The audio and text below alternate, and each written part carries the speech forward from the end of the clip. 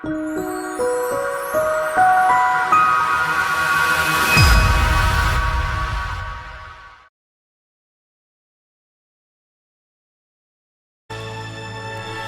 is 7 o'clock then here on BBC Coventry and Warwickshire. Very good morning to you with the news. Here's Tom Cook.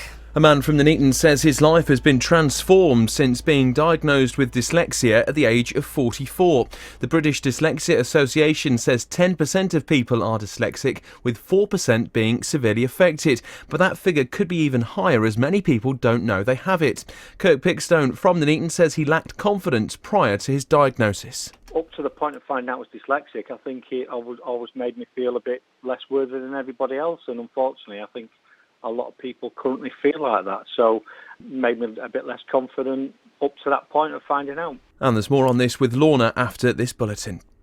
Now, I have a little scenario for you. And it may well be that you don't necessarily need to imagine it. But if you do play a little game with me. Imagine going through an enormous part of your working life holding senior management positions in a corporate world and then find out at the age of 44 that you're dyslexic.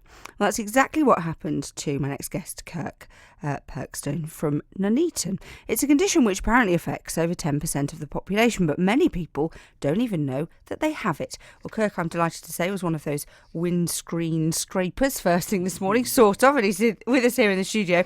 Kirk, thanks very much for getting up bright and early and being with us here on BBC Coventry and Warwickshire. How did your diagnosis come about?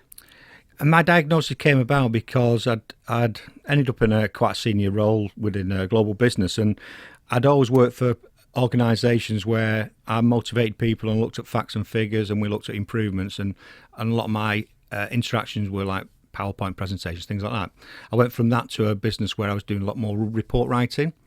And that's where for a lot of older dyslexics it gets highlighted, because I was missing words out. I was using the wrong words, like where instead of were and there instead of there. Some of my emails had chunks of words missing, and that's how it first came to light for me, really. And I was getting quite a lot of questions from the business: why are you doing this? And you know, what do you mean in your emails? What do you mean by your reports? And yeah, there was a lot of pressure on me at the time why this was happening. And no matter how much I tried, I just simply couldn't get it right. Kept trying to get it right, and I just kept messing up. I'd read the text back, and it was all there. So, had you had any inkling at all up until the point of age 44 that there was something?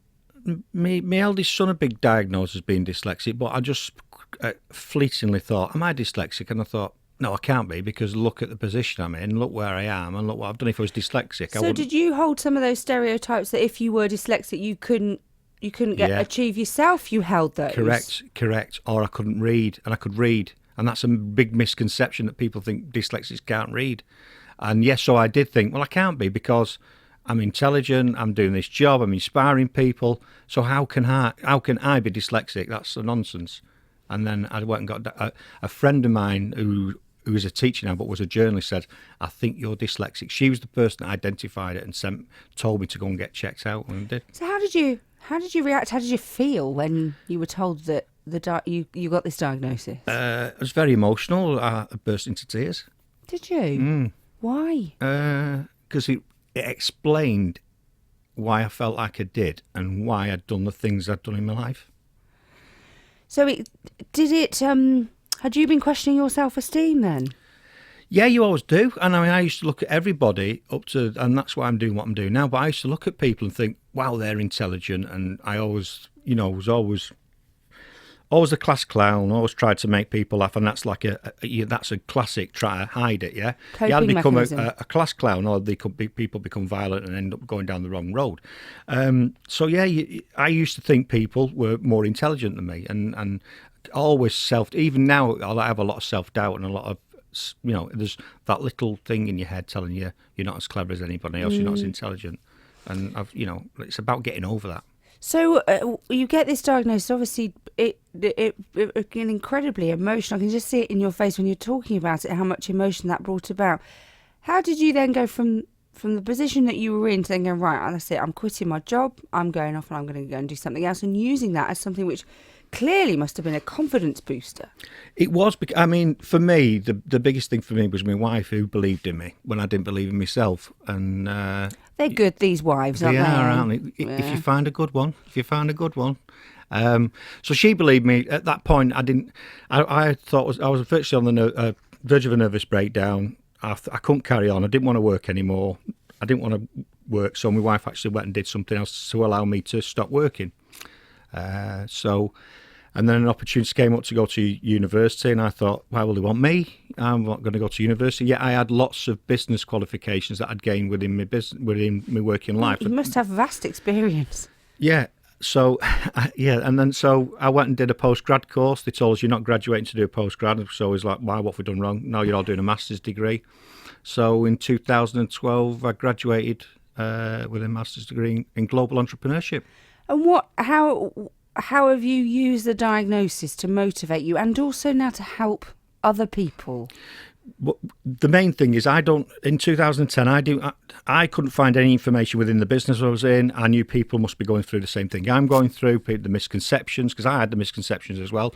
So you had them yourself, didn't you? Which is really interesting. Sitting from the other side of it, you're looking in, and you formed your own stereotypes about people with dyslexia, not knowing you've got dyslexia yourself. Exactly. So now I'm on this campaign to change the perception of dyslexia in the UK. So I do things like a podcast, a radio show of my own. I work with dyslexics, and I do public speaking. So I do that to help other people to say, listen, dyslexics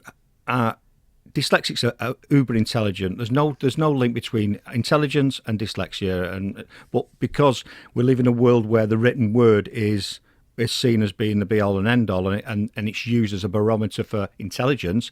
If you don't conform to that, or you're not good at that, then you're seen as being not as intelligent. And I think it's a crying shame, because dyslexics are genuinely predisposed entrepreneurs, and that's what I want to encourage people to become entrepreneurs.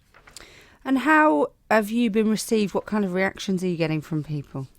That's quite interesting, really. I think I still question myself, but people say I'm inspiring in what I'm doing. I'm working with an individual at the minute, and I've seen him blossom and grow, and that's brilliant. That must be quite a thing. As you said, that actually some of the stuff that you were doing right at the beginning of your career and back was there to inspire and motivate people. So if you're tapping into something which you love and something which you're now really passionate about.